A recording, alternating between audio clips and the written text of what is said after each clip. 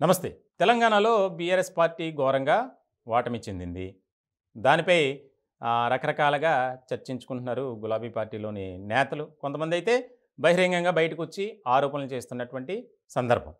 ఇలాంటి నేపథ్యంలో మహబూబాబాద్‌కి సంబంధించినటువంటి నియోజకవర్గంలో గూడూరు అనే ఒక గ్రామంలో ఓ రైతు వినూత్నంగా ప్రచారం అనకూడదు దాన్ని. వినూత్నంగా చేశాడు. అదేంటంటే ఒకసారి అది మీరు ఆ ఇమేజ్ చూడండి. తనకున్నటువంటి పొలంలో ఆ మధ్యలో బీఆర్ఎస్ నేతల కటౌట్‌ని పెట్టాడు. దాంట్లో కేసీఆర్, కేటీఆర్ ఇతర ఆ ప్రాంత నాయకులు కూడా చాలామంది ఉన్నారు. ఇదేంటి పొలం మధ్యలో ఎందుకు పెట్టారు అని అందరికి అనుమానం వచ్చింది. అయితే సరే అభిమానంతో పెట్టుకున్నాడు అనుకున్నారు. కానీ అది అభిమానం కాదు. తీరా చూస్తే దానికి సంబంధించి కొంతమంది అడిగారట. బాబు నువ్వేంటి అంటే అతను రాజకీయాలకి అతీతంగా ఉన్నాడు.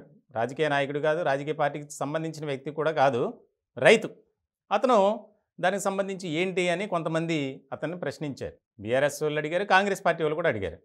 నా పంట పొలం దిష్టి తగలకుండా ఇది పెట్టానని చెప్పాడంట. అక్కడంతా ఒక్కసారిగా వాతావరణం అంతా మారిపోయి బీఆర్ఎస్ నాయకులైతే కంగు తిన్నారట. ఎందుకనంటే ఆ రకమైనటువంటి పరిస్థితి ఏర్పడింది కాబట్టి నా పంట పొలానికి ఎలాంటి దిష్టి తగలకుండా ఈ నాయకులు ఫోటోలు పెట్టాను అని చెప్పాడంట. దీని మీద అక్కడ ఉన్నటువంటి బీఆర్ఎస్ నేతలు మండిపడుతున్నారు.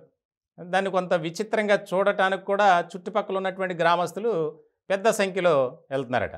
ఎందుకంటే మరి పొలం మధ్యలో భారీ కటౌట్ పెట్టడం అనేది మామూలు విషయం కాదు.